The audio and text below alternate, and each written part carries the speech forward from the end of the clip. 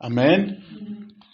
Nous remercions d'abord Dieu pour ce dimanche qui correspond pratiquement, qui tombe exactement dans la date de notre anniversaire. Je remercie Dieu parce que aujourd'hui, je viens de totaliser 55 ans d'âge. Amen. Et je ne suis pas à l'âge où quelqu'un, dans son anniversaire, il doit cacher pour dire il est né le 3 mars d'une certaine année. Non, moi, je suis plus dans l'âge où je peux cacher le nombre de mes années. D'ailleurs, ce sont les Africains qui ont cette sale mentalité-là de croire que parce que quelqu'un est moins âgé et tout ça, les Français disent aux âmes bien nées, la valeur n'attend point le nombre d'années. Donc quand quelqu'un est d'une nature noble, surtout encore quand nous sommes nés de nouveau, une personne née de nouveau, quel que soit son âge, est capable de faire des exploits parce qu'elle est née de Dieu, elle a la nature de Dieu, elle peut faire des choses avec Dieu. Et même elle va faire des choses avec Dieu. Amen. La vie à laquelle nous accédons à notre conversion, c'est une vie d'exploit, une vie de miracle, une vie du surnaturel. Amen. Je remercie Dieu parce que je me suis mis à réfléchir. Il y a quelques années, je crois il y a de cela 3 ans, je me retrouvais, j'étais resté seul au guest house de notre université de Colosie et je commençais à sentir des malaises, des histoires que je n'ai jamais senti ça. Vite, j'ai eu la pensée d'appeler le pasteur Blaise. Le temps de l'appeler, et il est tout près au centre-ville de Colosie, c'est tout près du guest house là-bas, et le temps de venir avec un taxi pour me prendre, c'était très grave. Quand on m'a soutenu par la main, tout ça pour me faire entrer dans la voiture, le temps qu'on arrive à l'hôpital se retrouve à quelques minutes de là, maman connaît bien cet hôpital-là. Je ne savais plus marcher et on m'a traîné de force, mais arrivé juste dans le couloir là vers la salle d'urgence, j'étais tombé. J'ai fait une hypertension très aiguë. Et le jeune médecin là qui m'avait traité, lui il était prêt à déclarer que c'était fini, c'était l'hypertension, c'était tout ça. Il m'a soigné, quand même, la tension avait baissé, mais il a argumenté de toutes ses forces pour me convaincre et me dire, messieurs, c'est fini, tu es hypertendu. Je lui ai dit, non, je suis pas hypertendu. Non, avoir les signes, tout ça, vous savez, l'hypertension, il faut apprendre à vivre avec. C'est comme une femme, quand vous êtes marié à une femme, pour le pire et pour le meilleur, j'ai répliqué directement, je savais que c'était une guerre qui commençait, mais dans les paroles.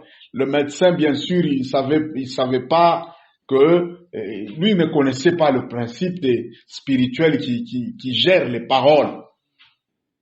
Lui voulait me donner un conseil en tant que médecin, mais il ne savait pas ce qui s'est passé derrière les paroles qu'on échangeait là. Je lui ai dit, monsieur, s'il te plaît, soigne-moi, donne-moi tout ce qu'il faut que j'observe, mais n'ose pas me dire que je suis hypertendu. Et même ces mariages-là, avec une femme qui s'appelle hypertension, ces mariages-là, je les refuse.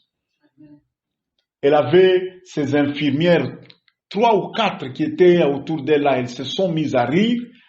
Finalement, il a dit, ok, monsieur, ok, je vais te donner conseil. J'ai dit, voilà, là, j'accepte. Il a donné des conseils et tout ça. Il y avait aussi un problème de surpoids sur tout ça. Mais je bénis le Seigneur parce que maman est venue me chercher. Nous sommes rentrés à la maison. J'ai commencé à faire suivre la tension, à prendre la tension artérielle chaque jour. Depuis que j'avais quitté Kolwezi. Des années se sont passées. Jamais aucun jour j'ai fait l'hypertension. Un jour, je l'ai appelé, j'ai causé avec ce médecin-là, je lui ai dit, monsieur, tu sais quoi, depuis que j'ai quitté l'hôpital là, ça fait maintenant 2 ans, je n'ai jamais dit, même pas un seul jour la tension n'est pas montée. J'ai dit, même pas un seul jour.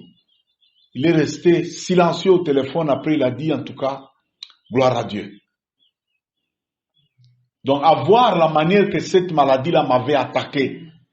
Et ce sont des chocs que j'avais accumulés lorsqu'on a connu l'échec, lorsqu'on a connu la faillite de notre établissement commercial BBC et la manière que des personnes qui m'étaient très chères, d'autres sont allées jusqu'au point de me trahir. L'université, notre université d'Elikasi ici, il y avait quelqu'un qui voulait s'en accaparer, changer le nom, je suis allé me plaindre au parquet, on a utilisé des personnes qui me sont très proches pour contre-attaquer, aller m'accuser faussement au parquet. Ça, je n'ai pas supporté. Les autres adversaires là, oui, mais des personnes comme ça avec lesquelles on a vécu pendant des décennies, plus de 20 ans, je n'avais pas supporté ça, ça m'avait fait un choc. Et depuis ce moment-là, j'avais senti que il y avait quelque chose, un choc que j'avais reçu là, qui était à la base de cette hypertension-là. Mais gloire à Dieu, le Seigneur m'a totalement restauré, totalement guéri. Aujourd'hui, je me retrouve plein de vigueur, plein de bonne santé. En tout cas, je remercie sérieusement le Seigneur. Je tiens à lui dire grandement merci. Et bon, j'ai pas un autre mot. J'ai pas un autre mot pour exprimer la gratitude que je ressens. Vous savez, on ne joue jamais avec la santé. Dès que la santé ne marche pas bien, le corps ne marche pas bien, même l'appel, même le ministère, ça ne va pas marcher. Donc moi, je ne suis pas du genre à prendre à la légère la situation de ma santé. Depuis lors, s'il faut faire le sport, je fais le sport. S'il faut faire la marche et tout ça, je fais la marche. S'il faut respecter, j'ai beaucoup de choses que j'ai éliminées dans mon régime alimentaire juste pour que je ne prenne plus le poids. Et gloire à Dieu, c'était pas facile, mais je sens comment mon poids est en train de retourner à la normale. Amen.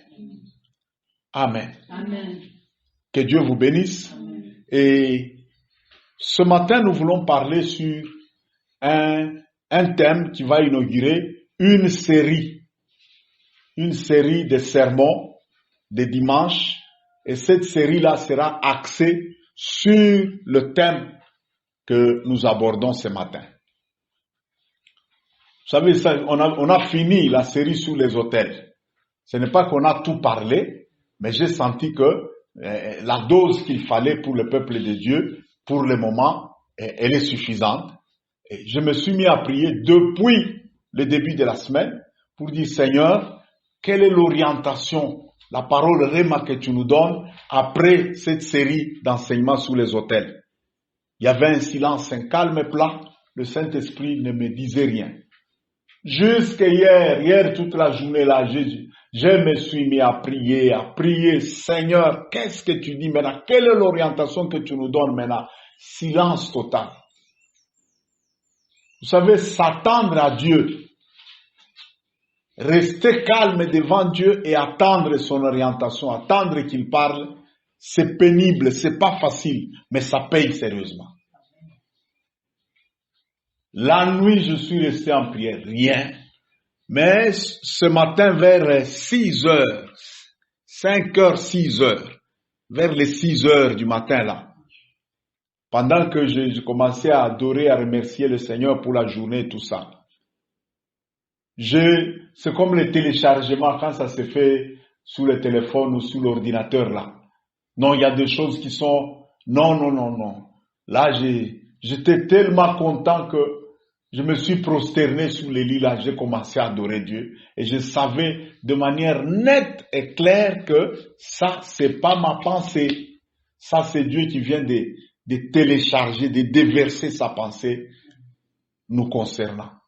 Gloire à Dieu parce qu'avec ce que Dieu m'a donné là, Dieu m'a dit clairement, et même en me donnant les textes de base là, maintenant, parle sur, marchons vers notre glorieuse destinée. Marchons maintenant vers notre glorieuse destinée. Ça, le thème déjà lui-même ici, c'est ce qu'on appelle le go. Dieu vient de donner le feu vert. Il vient de donner le signal du départ. Go!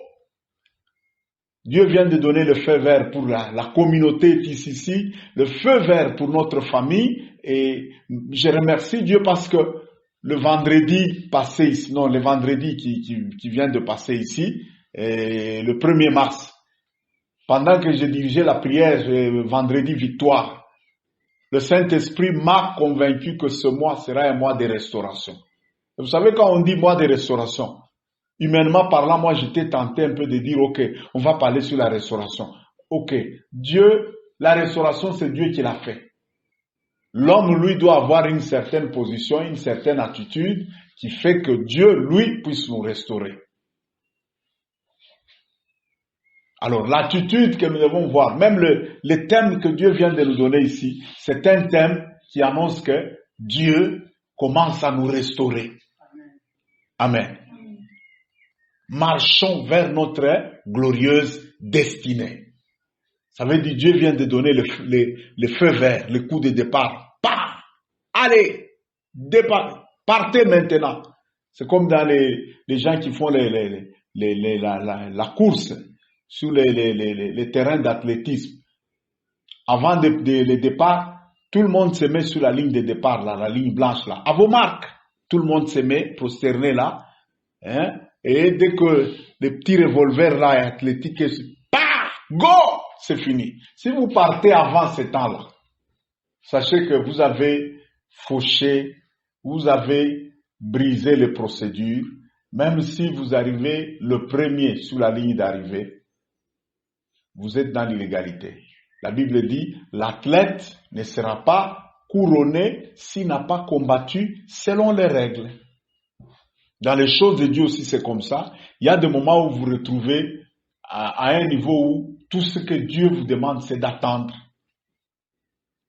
Nous aussi, on a connu des chocs, des situations, tout ça, et nous sommes retournés à la case de départ. Et même en étant dans la case de départ ici, il y avait bien de choses qui étaient en attente. On sentait que bon, il faut encore attendre. Et quand il faut attendre, ben il faut attendre. Attendre fait mal. Ça fait mal ces verbes-là. Mais quand il faut attendre, ben il faut attendre. Nous venons de mettre 4 années d'attente ici. 4 années. Isolés, loin de la ville et tout ça. 4 années. Dans des conditions extrêmement difficiles.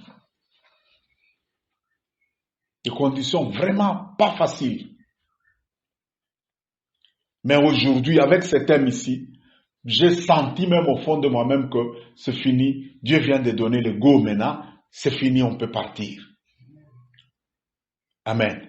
Et là, nous allons étudier à fond qu'est-ce qui se passe quand Dieu donne le signal du départ comme ça. Qu'est-ce qui se passe? Et souvent, la plupart des gens à qui Dieu donne ce signal de départ-là, quelles sont les conditions dans lesquelles ils se trouvent avant et quelles sont les choses qui se font pour montrer que le signal du départ est déjà donné. Lisons d'abord les textes de base. Exode chapitre 13, versets 17 à 22. Exode, chapitre 13, du verset 17 jusqu'au verset 22. Nous allons nous lever pour honorer la parole de Dieu. C'est notre première lecture. Exode, chapitre 13, du verset 17 jusqu'au verset 22. Lorsque Pharaon laissa aller le peuple, Dieu ne le conduisit point par le chemin du pays des Philistins, quoique le plus proche, car Dieu dit, le peuple pourrait se repentir en voyant la guerre et retourner en Égypte. Mais Dieu fit faire au peuple un détour par le chemin du désert vers la mer Rouge. Les enfants d'Israël montèrent en armes hors du pays d'Égypte. Moïse prit avec lui les os de Joseph, car Joseph avait fait jurer les fils d'Israël en disant, Dieu vous visitera et vous fera remonter avec mes os loin d'ici. Ils partirent de Sukkot et ils campèrent à Étam, à l'extrémité du désert. L'Éternel allait devant eux le jour dans une colonne de nuée pour les guider dans leur chemin, et la nuit dans une colonne de feu pour les éclairer, afin qu'ils marchent jour et nuit. La colonne de nuée ne se retirait point de devant le peuple pendant le jour, ni la colonne de feu pendant la nuit. Amen. Amen. Que Dieu vous bénisse. Voilà, le texte est là. Et moi, je bénis le Seigneur parce que dans ce texte, on montre que le signal de départ que Dieu donne là, ce signal-là, lorsque Dieu fit partir le peuple de l'Égypte, Joseph, prévoyant déjà le moment où ils vont rentrer dans la terre promise, Joseph a prophétisé. Hébreux 11 nous dit, par la foi, Joseph fit mention de la sortie du peuple d'Égypte et il donna même des ordres sur ses ossements. Donc quand nous avons la foi, nous pouvons parler sur le futur. Quand nous avons la foi, nous pouvons formuler des choses sur notre futur. Quand nous avons la foi, nous pouvons baliser, tracer et déblayer un chemin pour notre futur. Vraiment, la foi, c'est une richesse. Là-bas, on ne dit pas que Joseph a prophétisé étant prophète. Non, il a prophétisé par la foi. Ça veut dire quoi? Ayant connaissance du plan de Dieu sur le peuple d'Israël et ayant foi dans ce plan-là, il a déclaré des choses. Même aujourd'hui, il y a beaucoup de gens qui bloquent leur destinée parce que, ils n'ont pas tellement foi dans ce que la parole de Dieu dit sur notre futur. Ils n'ont pas foi sur ça. Et quand je parle de ce que Dieu dit, ce n'est pas d'abord les révélations spécifiques qui viennent des songes, des visions ou des prophètes et tout ça. Non, je parle d'abord de ce qui est déjà dans les Écritures. Je connais les projets que je formais sur vous, dit l'Éternel. Projets de paix et non de malheur. Je veux vous donner un avenir et de l'espérance. Certes, tu auras un avenir et ton avenir sera éclatant. Et j'obligerai tes ennemis à te flatter et à t'adresser leurs supplications. C'est écrit, non? Et même ce verset-là, pendant qu'on préparait l'année 2024, Dieu nous avait donné ce verset, on avait prié sur ça. Donc tu n'as pas le droit de t'imaginer un futur flou, un futur compliqué, un futur malheureux. Non. Par la foi, tu peux déjà prophétiser sur ton futur. Et Joseph, parlant sur le futur du peuple d'Israël, parlant de leur sortie de l'Égypte, il dit, notre Dieu vous visitera. Donc quand Dieu donne le go, Dieu nous fait partir maintenant vers notre destinée, c'est une visitation. Amen. Gloire à Dieu, je n'oublierai pas cette date parce qu'elle tombe exactement. C'est comme si Dieu me réservait un joli cadeau d'anniversaire. En tout cas, le meilleur de tous, c'est celui-ci. Je n'oublierai pas cette date. Le 3 mars 2024, Dieu nous a donné le go. Partez. Partez. Reprenez maintenant la marche vers votre destinée là. Quel que soit ce qui est advenu là, allez, avancez maintenant. Amen. quel que soit ce qui est en arrière, quel que soit ce qui s'est passé. Le diable, c'est un spécialiste du passé, hein. Surtout, il sait bien ramasser ce qui a été mal dans le passé et faire tout pour chercher à éterniser ça. Mais Dieu, lui, c'est un spécialiste du futur. Amen. Dieu, c'est le spécialiste du futur. Dieu s'occupe de notre futur. C'est l'artiste de notre futur. Amen. Amen. Il est l'artiste du futur parce que notre futur, c'est le passé pour lui.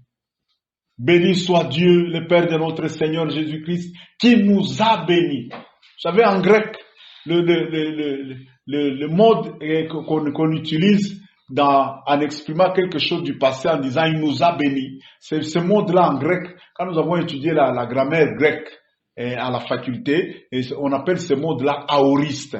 Quand quelque chose est conjugué à l'aoriste, ça veut dire c'est un acte déjà fait, consommé et qui ne changera plus. Amen. Amen. Béni soit Dieu, le Père de notre Seigneur Jésus-Christ, qui nous a bénis de toutes sortes de bénédictions spirituelles dans les lieux célestes en Christ. En lui, Dieu nous a élus avant la fondation du monde. En lui, il nous a prédestinés à être ses enfants d'adoption, par notre Seigneur Jésus-Christ. En lui.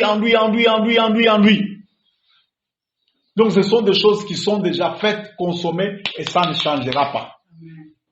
Ailleurs, on dit aussi, nous sommes son ouvrage, ayant été prédestinés en Christ, pour des bonnes œuvres que Dieu a préparées d'avance pour nous afin que nous les pratiquions. Donc, chacun des enfants de Dieu, chacun des élus, chaque personne rachetée en Christ, c'est un ouvrage de Dieu. En grec, le mot, nous sommes son ouvrage là. En grec, c'est le mot poéma. Vous connaissez ce qu'on appelle un poème, non? Donc, chaque chrétien, c'est un poème de Dieu. Un poème bien. Il y a un compositeur de poèmes que j'aimais beaucoup, c'est Alain Moloto. Je trouve une place devant sa face. El Shaddai trouve sa demeure dans mon cœur. Laisse-moi t'écrire un chant d'amour. Restons ensemble pour toujours. Vous voyez un peu les terminaisons là. Donc ce sont des belles paroles, très bien articulées, très bien préparées, mêlées dans une très bonne mélodie. Donc chacun de nous ici, c'est un poème, c'est une mélodie de Dieu. Amen. Gloire à Dieu. Amen. Amen. Bon. S'il y a des enfants, même parmi ceux qui nous écoutent maintenant, tout celui qui écoute ces messages ici, il doit savoir que ce jour est un jour de visitation. Il doit savoir que cette parole que nous recevons ici, elle s'accomplit maintenant. Dieu donne le go. Quel que soit ce qui s'est passé dans ton passé là, le passé est passé. Mais sache que tu es un poème de Dieu. Il y a un futur éclatant qui t'attend et ce futur là, il est déjà tracé, écrit, bien formulé, bien gravé depuis l'éternité par Dieu. Ce futur-là est déjà conjugué à l'aoriste. Un passé accompli, un passé parfait. Amen. Donc personne et rien ne changera ça. C'est pourquoi j'ai dit Dieu, c'est le spécialiste de notre futur. Dieu, c'est comme un artiste. Quand vous voyez seulement un artiste commencer à faire un dessin, là, à faire un tableau. L'artiste ne commence jamais un tableau sans l'avoir achevé dans ses pensées. Dieu, quand il commence quelque chose, il a déjà achevé. Quand il nous envoie sur terre, là, il dit, bon, maintenant, tel va naître. Ton histoire est déjà tracée. Dans le psaume 139, on dit, tous les jours qui m'étaient destinés étaient chacun écrit dans ton livre avant qu'aucun de ces jours n'existât. Moi, je crois fermement dans ces histoires au point que je n'accepte jamais qu'il y a le hasard dans ma vie. Non, le mot hasard, non. Amen. Soit il y a quelque chose qui est arrivé par une volonté permissive parce que je n'ai pas obéi à la parole de Dieu. C'est le péché qui ouvre la porte aux choses qu'on appelle volonté permissive. Dieu, il peut permettre qu'un mal arrive. Il peut permettre qu'un choc nous arrive. Il peut permettre que parce que nous-mêmes nous avons ouvert la porte à ces choses en désobéissant à lui. Mais quand nous restons attachés à Dieu, fidèles à Dieu, notre Dieu a un plan parfait. Dans la volonté parfaite de Dieu, il n'y a aucun mal. Non seulement nous-mêmes nous sommes les poèmes de Dieu, il y a des bonnes œuvres préparées à l'avance pour chacun de nous. Ces bonnes œuvres-là, ne vous en faites pas. Ce n'est pas seulement guérir les malades, ce n'est pas seulement prêcher la parole, ce n'est pas seulement délivrer ceux qui sont possédés. Non, non, non, non, non. Les bonnes œuvres, il y en a, je ne saurais même pas les énumérer. Peut-être que tu vas faire une invention qui va bénir ce monde ici. Par la grâce et la puissance de Dieu. C'est une bonne œuvre. Peut-être que tu vas créer un système, je ne sais pas moi, démocratique ou un système politique qui va stabiliser ce pays ici. C'est une bonne œuvre. Peut-être que tu vas créer un orphelinat qui va ramasser des milliers d'enfants, des orphelins, des orphelines. Tu vas donner un futur à tous ces enfants-là, un avenir éclatant. C'est une bonne œuvre. Donc les bonnes œuvres, il y en a beaucoup. Connectons-nous à Dieu. Lui connaît les bonnes œuvres qui nous sont destinées et que nous sommes appelés, nous seuls, à remplir dans ce monde. Personne d'autre ne fera ça si toi tu ne le fais pas. Amen. Donc ça, c'est un jour de visitation, un jour de consolation. Et le verset que Dieu a choisi, c'est quoi? Lorsque Dieu fit partir son peuple de l'Égypte. Amen. Il ne les fit pas partir par le chemin du désert, quoique le plus court. Donc le responsable du départ, le départ dont nous parlons maintenant, le responsable du départ, c'est Dieu. Amen. Dieu fit partir. Donc l'acteur principal, c'est Dieu, et nous sommes les bénéficiaires de cette action-là. Amen. Donc il n'y a rien à forcer. Il n'y a rien ici à dire non, il faut se battre pour faire. Non, non. Ici, les histoires de battre, non, il n'y en a pas. C'est une initiative faite par et pour Dieu lui-même. Il décide, il dit, maintenant mon peuple part. Maintenant mon peuple quitte l'Égypte. C'est Dieu qui nous fait partir. Et celui qui va se sentir irrité, celui qui va se sentir menacé à cause de notre départ là, et qui cherchera, je ne sais pas moi, à mettre sa petite... D'ailleurs, quand un moment comme ça arrive, ni le diable, ni qui, personne ne peut arrêter ce moment du départ là. Nous allons voir les conditions qui se font lorsque l'heure du départ comme ça arrive.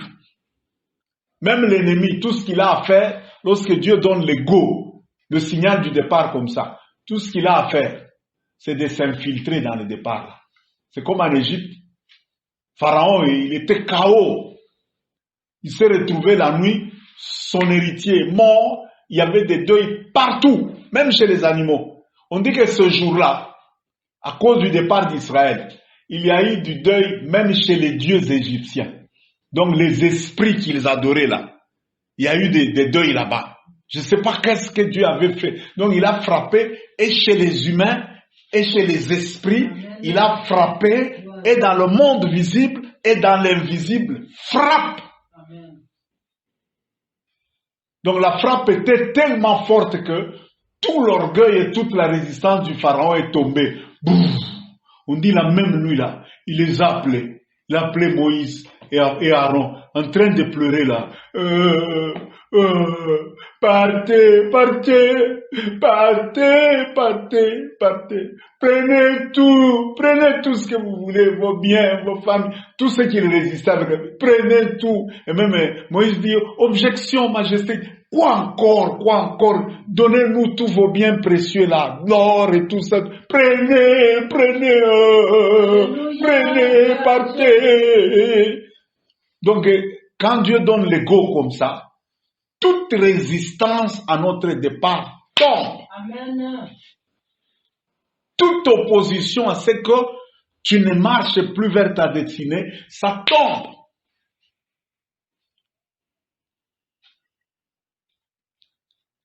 Et même si le diable veut faire quelque chose, dans un instant, un moment de départ comme celui-ci, tout ce qu'il peut faire, c'est envoyer ses infiltrés, les ramasser.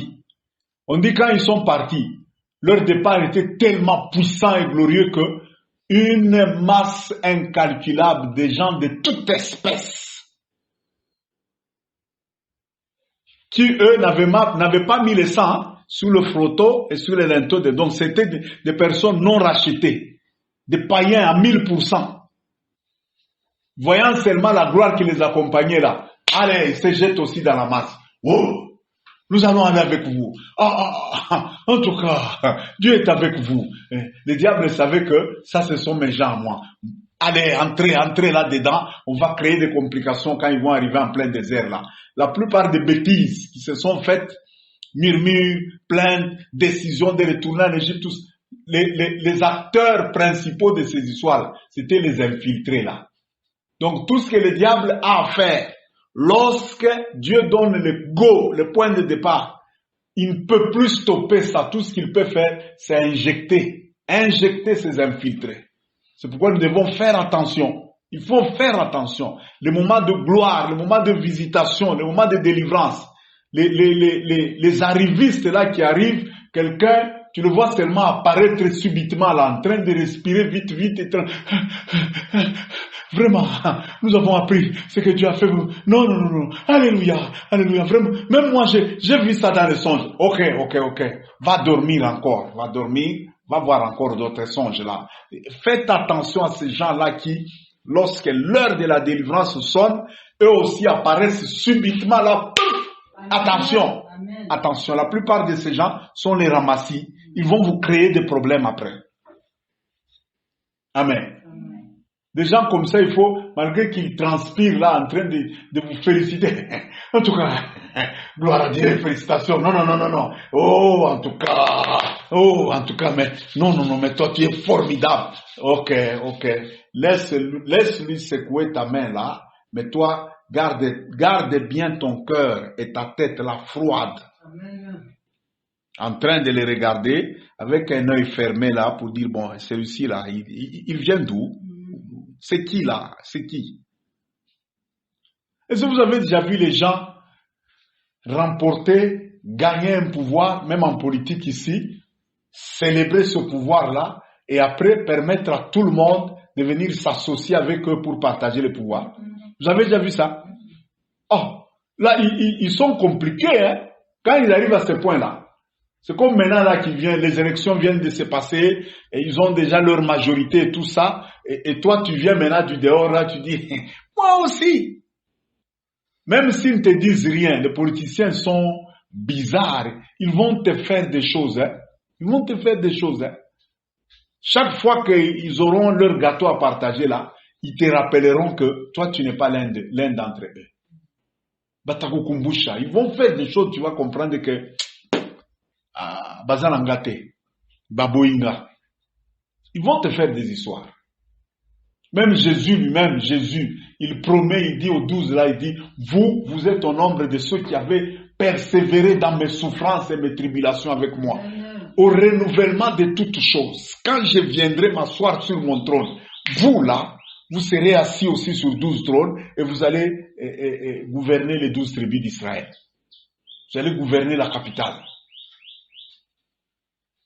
Donc là, il a déjà verrouillé les postes là de gouvernement, sa ceinture la plus proche là. Quand il va venir régner, il a déjà verrouillé 12 trônes.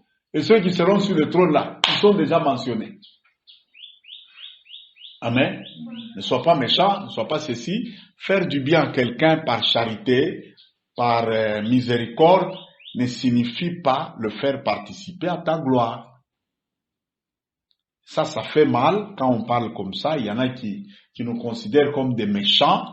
Mais là, cette méchanceté, si vraiment elle en est une, c'est que même Jésus était méchant. Parce que Jésus aussi, il a dit quand il va revenir pour régner là, dans sa gloire là, 12 personnes et ceux qui ont souffert avec lui. Donc même Jésus, cette méchanceté, bon ok, si Jésus est aussi méchant comme ça, ce n'est pas un problème si moi aussi je suis méchant comme ça. Je sais que c'est pas de la méchanceté. Jésus n'a jamais été méchant Jésus est mort à la croix pour tout le monde, mais Jésus ne va pas partager sa gloire avec tout le monde. Amen. Amen. Donc la visitation est là. Elle est là parce que Dieu, moi je l'aime pourquoi quand il parle comme ça, il dit go, partez, c'est fini. Plus rien et plus personne ne va nous stopper. Maintenant, il y a plusieurs scénarios, plusieurs images dans la Bible des gens qui ont connu ce moment de départ et les choses qui s'est passées autour d'eux là. Il y en a plusieurs. Et aujourd'hui, on veut étudier seulement deux de ces décors-là, de ces tableaux-là, des gens qui étaient dans une certaine situation et Dieu leur a donné le feu vert du départ. Nous allons étudier seulement deux. Dieu est dans les autres décors-là, les autres images, les autres tableaux de départ-là. Nous allons les étudier dans les dimanches qui vont venir là. Donc, nous allons étudier d'abord deux sorties.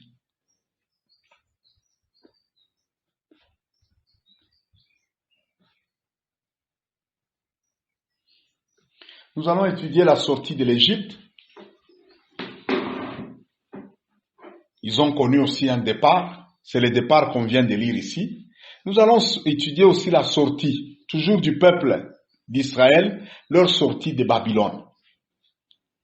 Vous savez qu'après l'esclavage d'Égypte, plusieurs siècles plus tard, ils ont abandonné Dieu. Dieu a permis qu'ils tombent encore sous l'esclavage de l'Empire babylonien.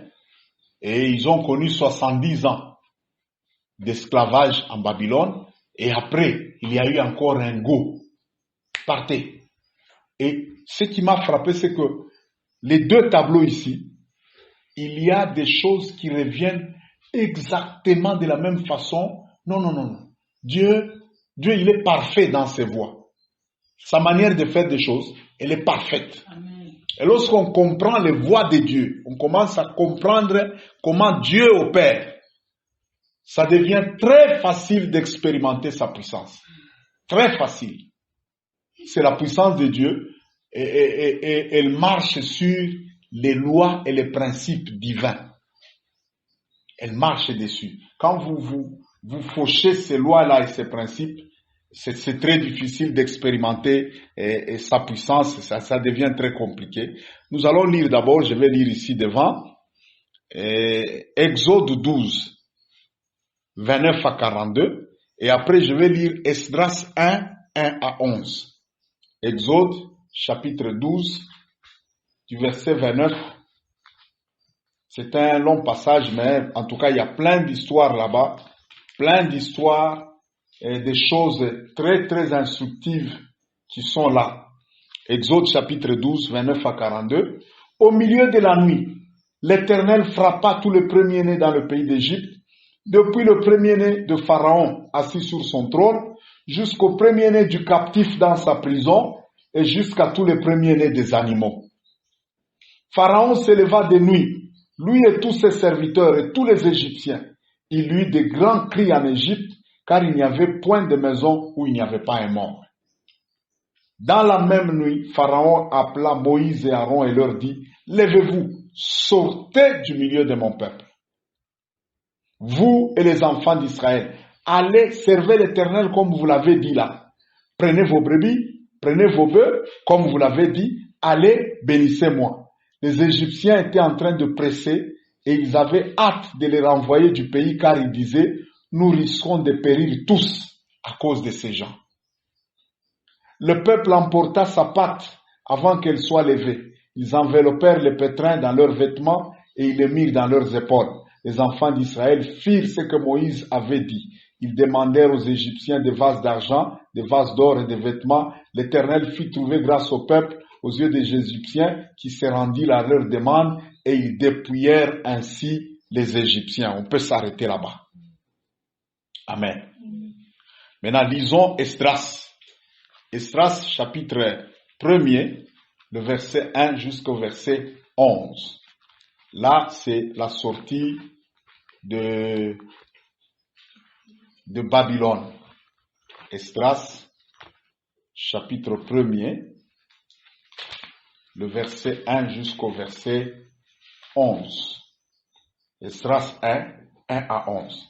La première année de Cyrus, roi de Perse, afin que s'accomplisse la parole de l'Éternel prononcée par la bouche de Jérémie, l'Éternel réveilla l'esprit de Cyrus, roi de Perse, qui fit faire de vive voix et par écrit cette publication dans tout son royaume.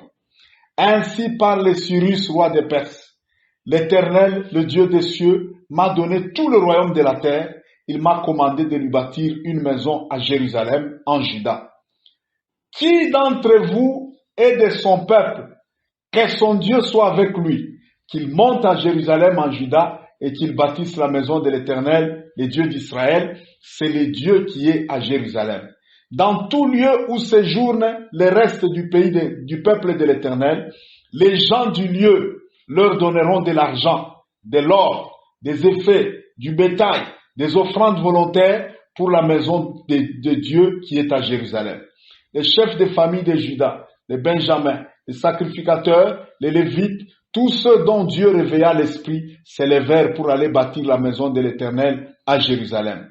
Tous leurs voisins leur donnèrent des objets d'argent et d'or, des effets, du bétail, des choses précieuses, outre les offrandes volontaires. Le roi Cyrus rendit tous les ustensiles de la maison de l'Éternel que Nabuchodonosor avait emportés de Jérusalem et qu'il avait placés dans la maison de son Dieu. Cyrus, roi de Perse, le fit sortir par Mithrédate, le trésorier, qui les remit à Sheshbassar, prince de Juda, et en voici le nombre: 30 bassins d'or, 1000 bassins d'argent, 29 couteaux, 30 coupes d'or, 420 coupes d'argent de second ordre, 1000 autres ustensiles.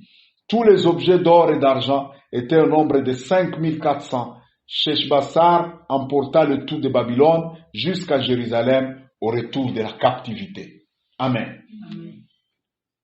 Donc, ces deux tableaux ici décrivent le départ, la sortie du peuple pour retourner dans sa destinée à Jérusalem, pour retourner dans sa destinée dans la terre promise. Amen. Et dans tous les deux tableaux ici, ce qui me frappe d'abord, c'est quoi? C'est que, il y a un signal de départ très clair qui est fait par une autorité légale. Ça veut dire quoi? La sortie du peuple de Dieu n'était pas seulement une sortie légitime devant Dieu, mais elle était aussi une sortie légale devant les autorités terrestres. Amen.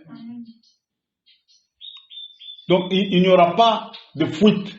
Parce que même si Dieu agrée votre départ, mais vous êtes bloqué quelque part là où il y a une autorité établie, mais cette autorité n'a pas encore accepté, n'a pas encore donné une autorisation légale pour sortir. Cette sortie sans autorisation légale là, elle n'est pas parfaite. Aujourd'hui, les chrétiens ont, bon, surtout ici en Afrique, peut-être pas en Afrique, c'est exagéré, ici dans notre pays, les gens négligent beaucoup la légalité. Les gens négligent beaucoup l'aspect légal des choses. Vous savez comment est-ce que ce sont les prophètes qui avaient prophétisé que Jésus devait naître à Bethléem, non? Amen. Mais quand le temps de sa naissance est venu, c'est en obéissant à la loi. Il y avait une ordonnance légale émise par César. César, c'était en ce moment-là l'empereur romain, mais Israël s'est retrouvé sous la domination des Romains. Il a ordonné qu'un recensement se fasse. En voulant obéir pour aller se faire recenser, Joseph, accompagné de sa fiancée qui était déjà grosse et presque à terme, c'est en voulant obéir, en allant pour se faire recenser dans leur village natal, à Bethléem. C'est en obéissant à cette loi romaine-là que Jésus est allé naître et accomplir la prophétie sur sa naissance. Aujourd'hui, les gens ne respectent pas la légalité. Vous voulez commencer une église, 1, 2, 3, Yeshua, Zaliawa, Yeshua. Allez, ils commencent à rassembler les gens, d'autres viennent là-bas, on prie, ils tombent, d'autres, on les garde là-bas, en jeûne et prière, et quelqu'un qui est malade, au lieu de l'amener à l'hôpital, là, on le garde à l'église, Kalapakapa, tout à omba pakapa, Mungu wetu atasaidia, Bwana Mungu, katika jina la Yesu. Bon, si quelqu'un mourait là-bas, la première réaction de l'État, qu'est-ce qui se passe ici? Oh, c'est l'église. C'est l'église. Où sont les documents? Vous voyez? Si c'est l'église, pour l'État, si c'est l'église, c'est qu'il faut qu'il y ait des documents. Oui. Oh non, vous savez, il commence à se gratter là.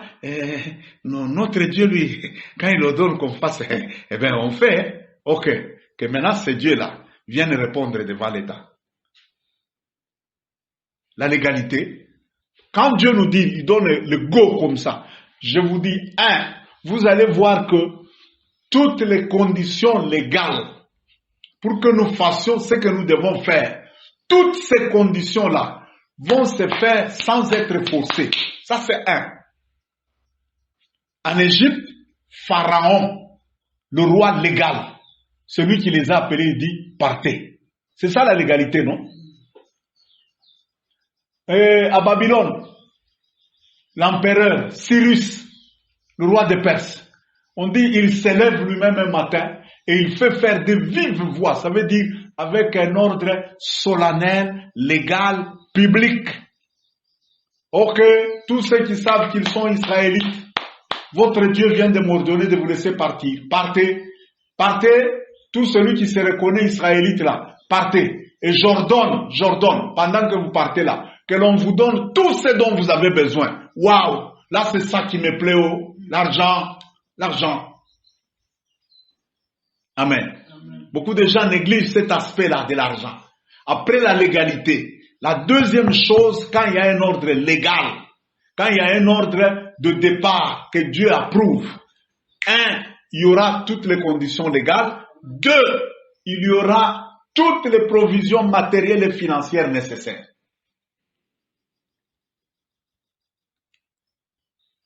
Oh, c'est Dieu qui nous a dit de partir. Maintenant, vous commencez à circuler partout en train de demander. Et aujourd'hui, les gens n'ont pas honte. Hein?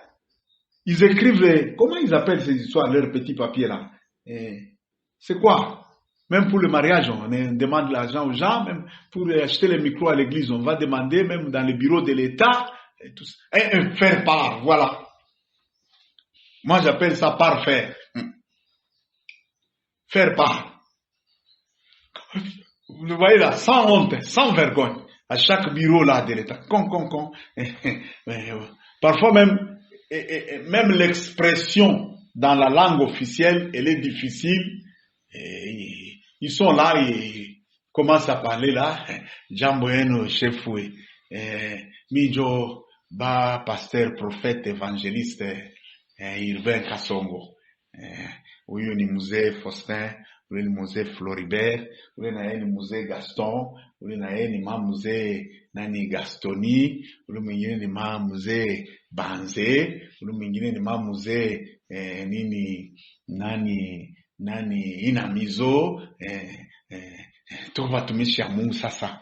Kazi ya Mungu inaisha kwanza njoo. Tunasema tuende ku bantu ya Mungu wenyewe. Kaloko kale mnaweza kuwa nako hapa. Vyote hatuna tunavyo, vyote havinako.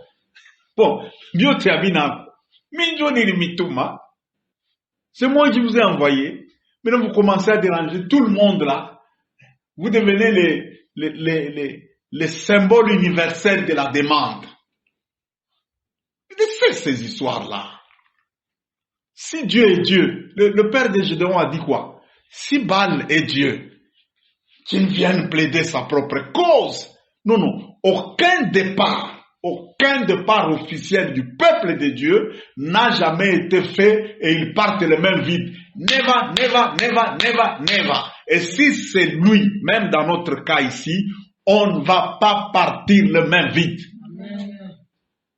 Même quand il promettait à à Abraham. Il dit que sache ta postérité va aller dans un pays étranger, ils vont faire 400 ans là-bas. Mais au bout de 400 ans là, je les verrai sortir et je les ferai partir avec de grandes richesses. Bon, notre Dieu est là. L'œuvre que Dieu fait, c'est une œuvre glorieuse.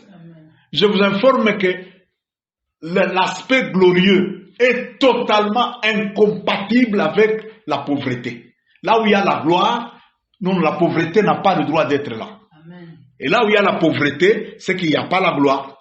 Non, c'est très difficile de dire notre Dieu, le Dieu de gloire, ok. Son œuvre aussi, c'est une œuvre glorieuse. Mais une œuvre glorieuse et puis une œuvre faible, une œuvre pauvre. Non. Non. Il ne faut pas. Quand c'est la gloire, eh bien, la pauvreté, là où il y a le problème de gloire, c'est que la pauvreté, c'est un mot proscrit. C'est interdit. Non. Même la pauvreté elle-même, elle sait que là où le Dieu de gloire commence son œuvre, eh bien, moi, je ne dois pas fouler mes pieds. La pauvreté ne doit même pas s'approcher de 1000 kilomètres de là.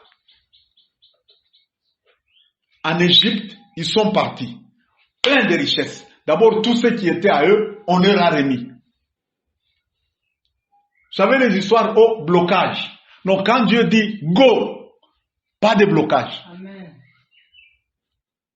C'est comme maintenant, nous avons tout un tas d'histoires là, tel contrat là, je ne sais pas moi, chez Kamoa, bon, il y a encore un peu de blocage.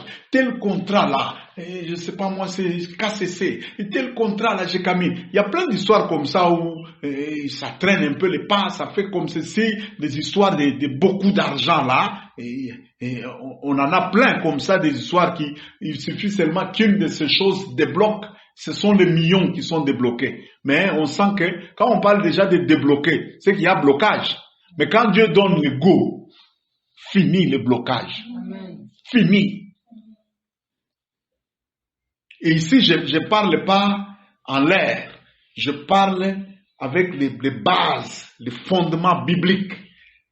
Là, je suis en train de me référer à la manière d'agir de Dieu lui-même. Ils sont sortis de l'Égypte, pas les mains vides. Ils sont sortis de Babylone, pas le même vide. Et le témoignage des deux hommes est vrai. Quand vous voyez dans la Bible ou dans la parole de Dieu, Dieu faire une chose 2 fois, c'est que c'est une loi. Ça se fera toujours comme ça. C'est comme la multiplication des pains. Vous savez que Jésus avait fait ce miracle 2 fois. Pourquoi Jésus a-t-il fait ce miracle 2 fois? Beaucoup de gens ne se sont jamais... Première fois, 5000 personnes, sans compter les femmes et les enfants.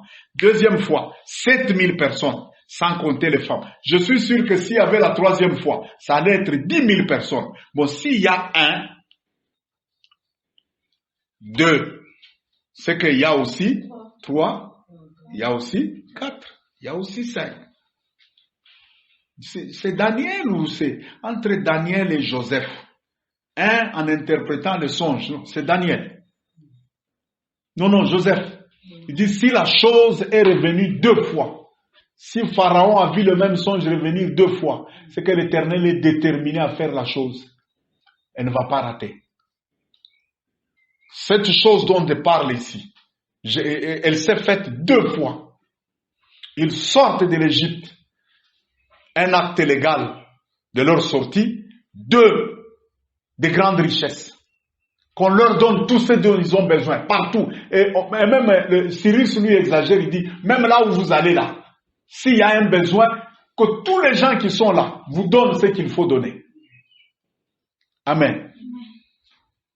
Babylone, ça s'est fait. Égypte, ça s'est fait. C'est que quand il y a le go pour l'œuvre de Dieu, les choses se feront ici. Amen. Ça s'est fait 2 fois, non? C'est que c'est comme ça. Et il n'y a pas eu seulement ça. Il y a eu la légalité, il y a eu la libération de leurs biens, de leurs richesses, et aussi l'ajout de toutes les richesses et tous les biens précieux de l'Égypte et de l'Empire babylonien.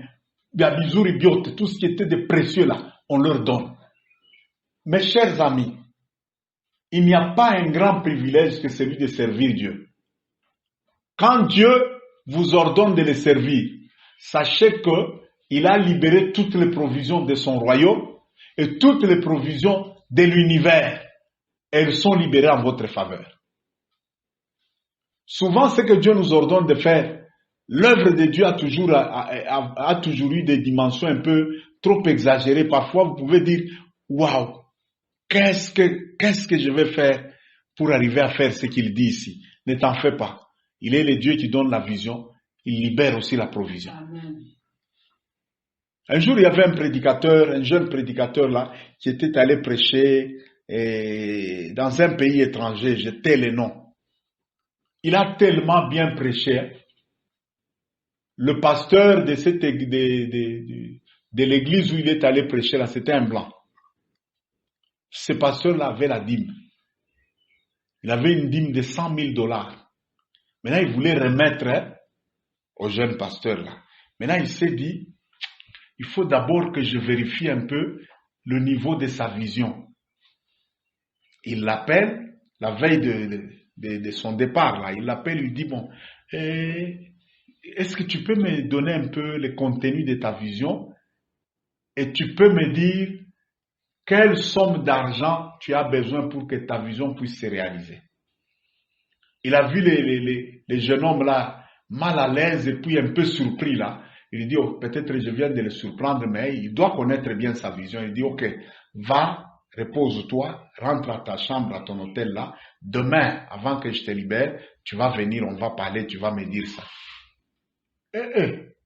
Demain, les garçons arrivent comme ça, on lui pose la question, bon, ta vision là, c'est comment? D'abord, il balbutie là, blablabla, bla, bla, bla, des histoires là sans forme et tout ça.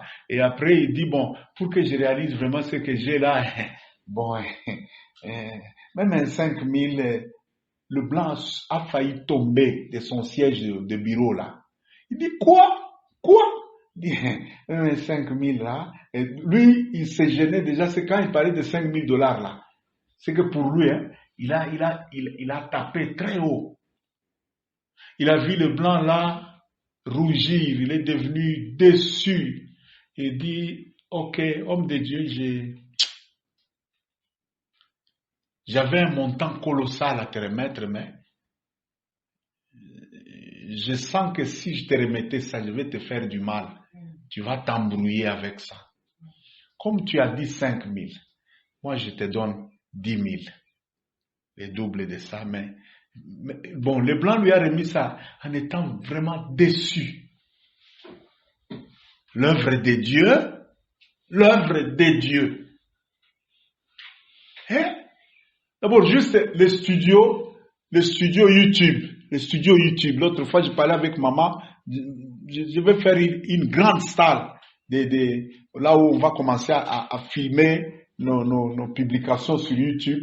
Une grande salle très vaste là qui sera, il y aura à peu près 4 studios à l'intérieur avec des décors différents.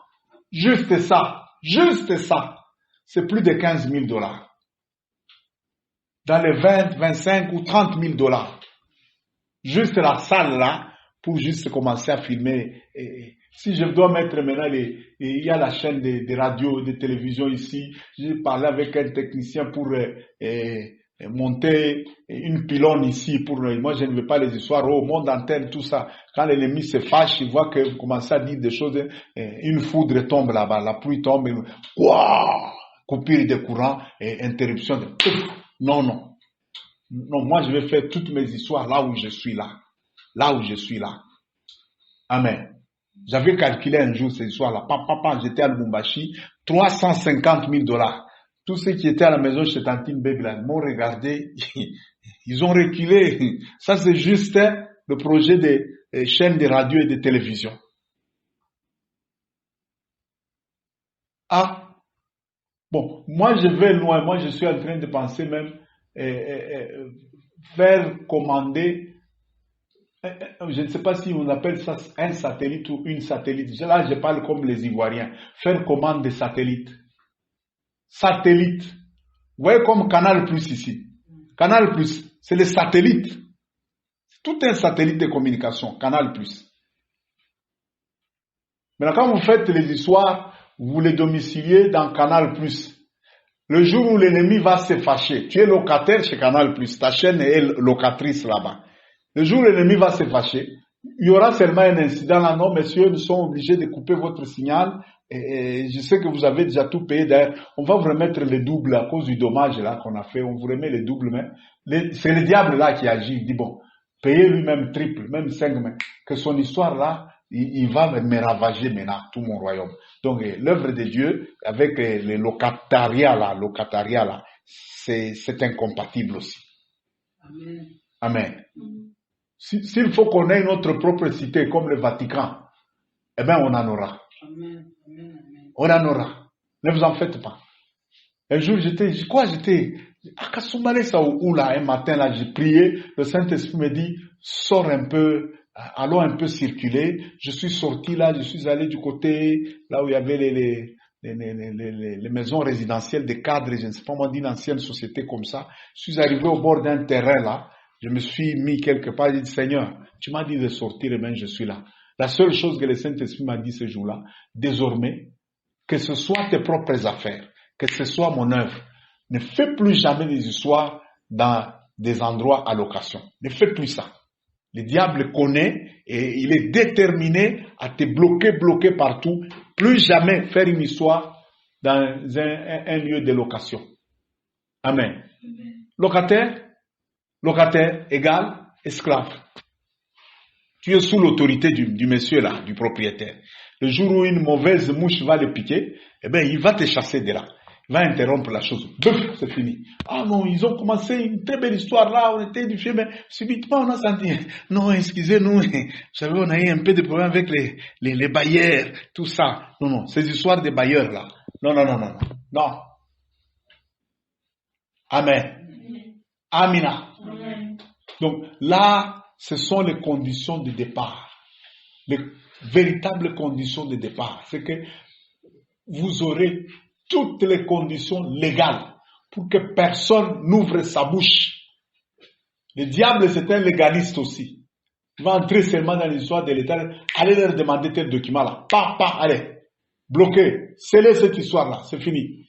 Ils se sont dehors la loi. Vous voyez une œuvre de Dieu sur laquelle on commence à dire des choses comme ça. C'est pas bon. C'est pas bon. Ou encore les finances là. Bloquez. Non. Dieu va libérer les finances. Amen. Et des finances telles que nous serons maîtres de ces finances-là. Ce ne seront pas des finances telles que c'est dans la poche d'un païen là, et quand il veut, il donne. Non, ça sera dans nos propres mains. Amen. Et la vision dans nos mains, et les fonds dans nos mains. Amen. Quand nous voulons faire, nous mettons la main dans nos propres poches, nous faisons ce qu'il faut faire. Le mal, c'est que, surtout les Congolais, les Africains, Dieu va bénir l'œuvre là. Le pasteur confond maintenant, il commence à prendre tous les millions qui affluent là dans l'œuvre. Pour lui, dans sa tête là, c'est sa boutique. Il prend tout, pouf. Il va mettre, même s'il met dans un compte bancaire, ça ne sera pas le compte bancaire de l'église. C'est le compte bancaire de son nom. Je connais même un pasteur qui disait quelque part, vous savez, j'ai construit un très beau temple, un bijou là, mokolo mona kaka ke makambo komi o compliqué nga allez na tiango bina tekiango et ce sont des millions et c'est pour moi. Ah voilà. Là aussi cette mentalité là, c'est que parce que tu es pasteur, tout ce qui est là, qui se fait dans le cadre de l'œuvre là, donc c'est à toi. Ce n'est pas à Dieu, c'est à toi. Non, il faut que l'église soit une institution légale, avec des documents légaux, avec des comptes bancaires et tout ce qu'il faut, au point qu'il y ait une séparation nette entre toi, pasteur, comme individu, et l'église, comme institution. Qu'il y ait une séparation. Même si c'est un ministère, ton ministère à tout ça, c'est mon ministère. Ok, on ne refuse pas. Mais du moment où ça devient un ministère, ça devient une institution, eh bien, laisse la chose fonctionner pleinement comme une institution. Amen. Que ça ne soit pas comme ta boutique privée ou quoi que ce soit là. Non, mais que ça soit vraiment une institution. Et Dieu, quand il ordonne ainsi qu'on puisse partir, toutes les choses sacrées qui étaient bloquées quelque part, je dis bien toutes les choses sacrées, tout va être libéré. Amen. Vous savez, lorsqu'on subit un moment de destruction, de dégâts, un moment de captivité, un moment où les choses sont tombées et l'ennemi a pris de l'autorité sur le peuple de Dieu et sur les choses de Dieu, le diable là, quand il prend l'autorité comme ça, il bloque même les choses sacrées. Il y a plein de choses sacrées qui sont matérielles et d'autres sont immatérielles. Il bloque tout. Mais le jour où ils sont sortis là, Cyrus, il dit, tous les ustensiles sacrés du temple de Jérusalem qu'on avait pris et on a confisqué, on est allé mettre dans le dépôt de leur Dieu là à Babylone.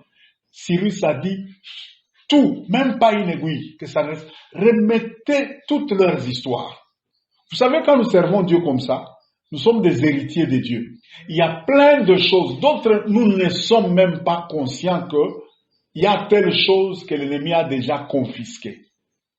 Mais Dieu, lui, connaît, l'ennemi, lui aussi, connaît. Eh bien, c'est Dieu là, quand il dit go, il va ordonner à toutes les forces qui ont confisqué tout ce qui est sacré là, remettez tout. Amen. Et imaginez qu'en Égypte, il y a eu même des ossements. Les ossements de Joseph, c'est sacré. Amen. On leur a remis même les ossements de leur mort. Mes chers amis, quand le temps de retour, le temps de marche vers notre destinée arrive, c'est une très grande visitation. Comme ce que nous parlons aujourd'hui là. Nous parlons, c'est la parole, mais sachez que ça c'est une trompette qui est en train de sonner, une trompette de visitation, une trompette du départ. C'est fini, c'est terminé. Kwa jiki, kwa poiruine. Amen. Kunaisha, esili. C'est autre chose qui commence. S'il y a quelque chose qui compliquait un peu, quelque chose qui pouvait faire que quand les choses vont commencer à se faire, qu'il y ait une revendication ou quelque chose comme ça pour brandir, pour dire non, il y a telle chose là qui ne convient pas. C'est toutes ces choses-là. Vous allez voir, le Saint-Esprit lui-même va faire des choses telles que toutes ces irrégularités-là vont s'arranger. Il n'en restera aucune. Dès maintenant, il ne restera aucune irrégularité qui va faire qu'il y ait un petit bâton dans les roues là pour bloquer le départ. Amen. Amen. Amen. Voilà ce que notre Dieu fait.